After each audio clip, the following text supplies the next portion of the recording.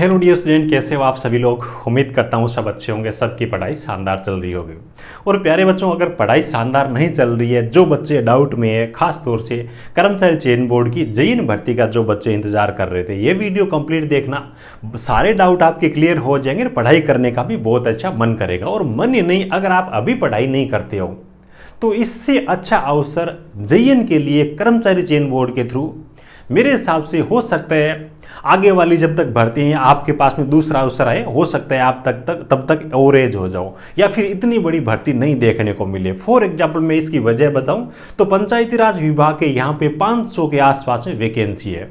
इससे पहले पंचायती राज विभाग में जेईई की जो भी भर्ती होती थी, टेम्परेरी बेस पे भर्ती होती थी और डायरेक्ट नंबरों के आधार पे वो मतलब क्या कि बिना एग्जाम करवाए टेम्परेरी भर्ती कर देते। पहली बार ये परमानेंट जेईई की भर्ती कर रहे। सोचिए, अभी ये परमानेंट जिन जेईई को भर्ती कर लेंगे तो वो लोग कब रिटायरमेंट जाएंगे और कब नई भर्ती आएगी, है ना। ज़्यादातर जो वैकेंसी है, खाली जो पद होते हैं रिटायरमेंट की वजह से, उसके बाद नहीं आती है। हालांकि पद सर्जन भी होते हैं लेकिन वो रेयर चांस होते हैं ना। तो आगे की चीज़ों पे आपको ध्यान नहीं देना है, आप तो बस यही समझ लीजिए कि आपके लिए अंतिम भर्ती यही है ना। और इस प्रकार के देखो, मैं ये चीज़ें इसलिए बता रहा हूँ क्योंकि अवसर बहुत बड़ा है और डिप्लोमा वाले बच्चों के लिए तो और भी ज़्यादा ज़बरदस्त मतलब चीज़ है, क्योंकि डिप्लोमा की यहाँ पे अलग से मेरिट बनेगी। गेट आईएएस की जो लोग तैयारी कर रहे हैं उनको थोड़ा सा फायदा है, लेकिन वो डिग्री वाले जो बच्चे हैं ना, उनको थोड़ा नुकसान पहुंचाएंगे। डिप्लोमा वाले के मार्ग में कोई भी बाधा नहीं है, तो इससे शानदार अवसर नहीं हो सकता।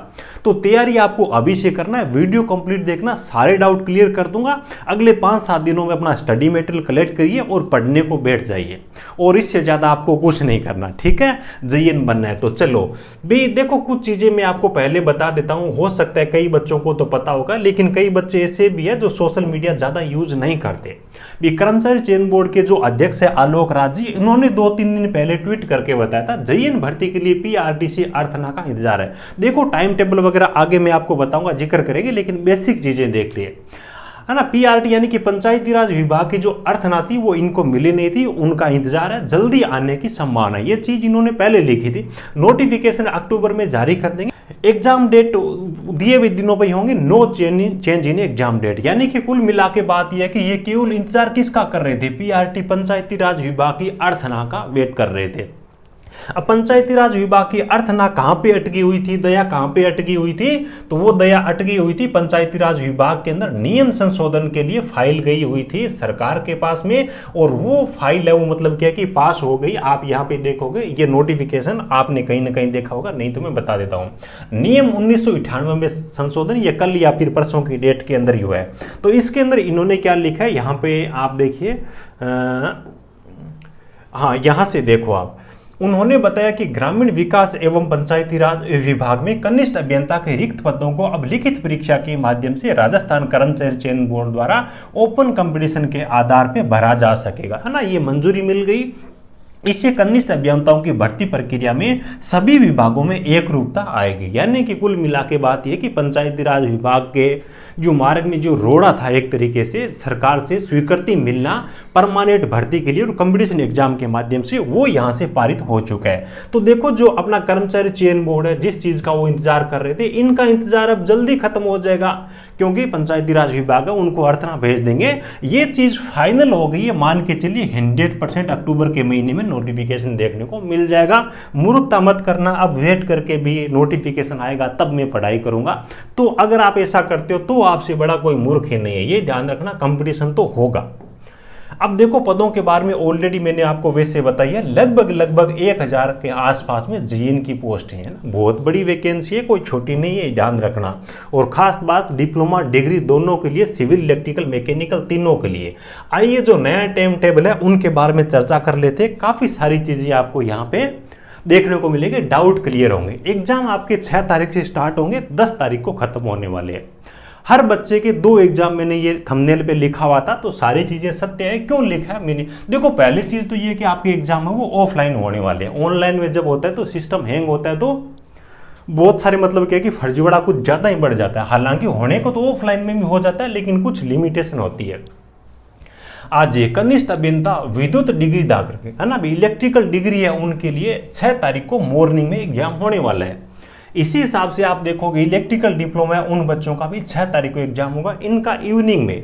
और एक चीज़ ध्यान रखना, जो कर्मचारी चयन बोर्ड के सेक्रेटरी है उनकी तरफ से ही मतलब क्या है कि सूचना आई है कि भी एक ही सेंटर पे है ना, भी एक एग्जाम हो वो एक ही दिन के अंदर होगा और एक ही सेंटर पे। फॉर एग्जांपल देखो जैसे इलेक्ट्रिकल वाले बच्चे हैं, डिग्री भी कर रखी है डिप्लोमा भी कर रखा है, तो एक ही सेंटर आपको मिल जाएगा। मॉर्निंग के अंदर आपका डिग्री का हो गया और इवनिंग के अंदर आपका डिप्लोमा का हो गया, तो और क्या चाहिए, है ना। इसी हिसाब से अगर आप देखोगे मैकेनिकल में जिनके पास डिग्री है उनका 7 तारीख को, और मैकेनिकल में जिनके पास डिप्लोमा है आपका 7 तारीख को इवनिंग में हो जाएगा, है ना। इसी हिसाब से देखो आपका जूनियर इंजीनियर यांत्रिक और विद्युत है ना, मैकेनिकल और इलेक्ट्रिकल जिनकी डिग्री है ना, कई डिपार्टमेंट ऐसे हैं जिनमें इलेक्ट्रिकल मैकेनिकल के पद कंबाइन आएंगे, तो ये दूसरी चीज़ है वो, है ना।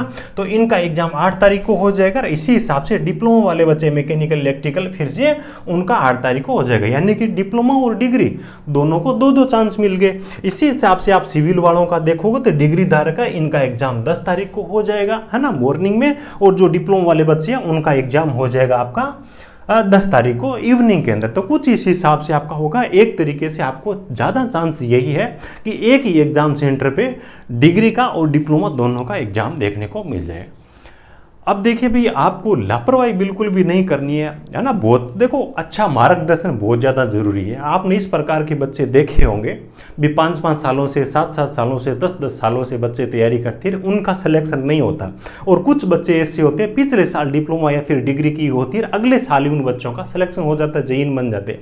कारण क्या होता है? एक तो उनका सही मार्गदर्शन होता है, अच्छे कंटेंट के जरिए पढ़ाई करते हैं और पूरे फोकस के साथ में समर्पित भाव से वो पढ़ाई करते हैं, है ना। भी बहुत सारे लोग अपनी अपनी थिंकिंग के साथ में यूट्यूब पे आते हैं, आपने देखा होगा, आपको मिलेंगे ना बहुत सारे लोग। अभी आप वीडियो देखोगे तो अपने टेस्ट सीरीज के बारे में बता रहे कि भाई टेस्ट लगाओ, जबकि आपको पता ही है जब सिलेबस भी बच्चों ने स्टार्ट नहीं किए, 80% बच्चे ऐसे होंगे जिन्होंने पढ़ाई स्टार्ट नहीं की। तो पढ़ाई ही शुरू नहीं की तो उससे पहले टेस्ट सीरीज का क्या मतलब है। लेकिन भर्ती आने वाली थी, उनको टेस्ट सीरीज बनानी थी, बना ली, तो अब भेजनी है। लेकिन आपके लिए फायदे वाली क्या चीज़ है उसका आपको सोचना पड़ेगा। तो मेरा कहना यही है कि अच्छा कंटेंट अगले 5-7 दिनों के अंदर आप इकट्ठा कर लो और उसके साथ में आप अपनी पढ़ाई करते जाओ, ठीक है। और जिन बच्चों को चीज़ें समझ में नहीं आती है, वीडियो कोर्स वगैरह की ज़रूरत है, तो वो बच्चे वो भी लें। देखो, पैसे लगते हैं आज के टाइम में, लेकिन शिक्षा से अच्छा कोई इन्वेस्टमेंट नहीं है। इस भर्ती पे 2-3 हज़ार रुपये का खर्चा आ जाए और आपका सिलेक्शन हो जाए, तो इससे बड़ी कोई बात नहीं है। भी एक बच्चे का सिलेक्शन इस जईएन की भर्ती में होता है, एक बच्चे का सिलेक्शन इसमें नहीं होकर के 5 साल बाद आगे आने वाली भर्ती में होता है। तो इस भर्ती के अंदर जो बच्चा जईएन बढ़े 5 साल के बाद में एएन के लेवल तक पहुँच जाएगा, है ना। तो इन्वेस्टमेंट शिक्षा पे भले ही हो, लेकिन अच्छा कंटेंट पढ़ो, अच्छी आप तैयारी करो। जब चीज़ें अच्छी होगी तभी तो उन चीज़ों को टाइम देने का आपको फ़ायदा मिलेगा, है ना। इधर उधर का गंदा कंटेंट है और उसको आप टाइम दे रहे हो, 500 रुपये, 1000 रुपये मतलब आपके बच जाए उसको देखते हुए, तो टाइम आपकी मनी से ज़्यादा इंपॉर्टेंट है, ठीक है। तो अच्छा स्टडी मटेरियल कलेक्ट करो। और इंग्लिश की कुछ बुक्स है, उनकी लिंक मैं आपको वीडियो को डिस्क्रिप्शन दे दूंगा। और हिंदी मीडियम वाले बच्चों को तो ऑलरेडी मैंने पीछे भी 1-2 वीडियो बनाए हैं, उनके अंदर भी बताया सिविल और इलेक्ट्रिकल दोनों के अपने पास में अच्छे हैंड रिटन नोट्स है, तो इनके जरिए आप अपनी पढ़ाई है वो स्टार्ट कर सकते हो, है ना। ऐप पे मिल जाएंगे, टेक्निकल जॉब ज्ञान के नाम से अपना ऐप है, टेक्निकल जॉब ज्ञान .in के नाम से अपनी ऑफिशियल वेबसाइट है, वहाँ से आप ऑर्डर कर सकते हो। और वहाँ से कुछ समझ नहीं आए या फिर बच्चे ऐप वगैरह डाउनलोड नहीं करना चाहे तो स्क्रीन पे मैं आपको एक व्हाट्सअप नंबर दे दूंगा, वहाँ पे आप मैसेज करके इन नोट्स को ऑर्डर कर सकते हो। हिंदी लैंग्वेज का कंटेंट है, टेक्निकल वर्ड्स हिंदी और इंग्लिश दोनों लैंग्वेज के अंदर रहेंगे, बहुत ही अच्छा कंटेंट है। और टेक्निकल का जो सिलेबस है अच्छी तरीके से कवर रहेगा, नॉन टेक का इसके अंदर नहीं है, ठीक है। तो अच्छे नंबर बनाओ, अभी से पढ़ाई स्टार्ट करो। टेस्ट सीरीज वगैरह जब आपका टाइम 15-20 दिनों का बचता है, रिवीजन वाला जो टाइम आता है उस टाइम पे उन चीज़ों का भी यूज जरूर करना। अभी अपन मोटा मोटी अगर अपन देखें आपके पास में टाइम है वो पढ़ाई करने के लिए, मेनली जो कोर टाइम हो आपके पास में 3 महीने का टाइम है, क्योंकि 5-10 दिनों का टाइम है वो तो स्टडी मटेरियल वगैरह आप कलेक्ट करोगे, कहाँ से आपको क्या पढ़ाई करनी है वो चीज़ें सोचोगे तब तक लग जाएगा। और लास्ट के जो 10-15 दिन है, इतना बड़ा सिलेबस है, इसको रिवाइज करना भी जरूरी है। तो इस हिसाब से उन चीज़ों को मतलब 20-25 दिनों को तो आप छोड़ ही दीजिए, बड़े 3 महीनों का आपके पास में टाइम है, 90 दिनों का टाइम है।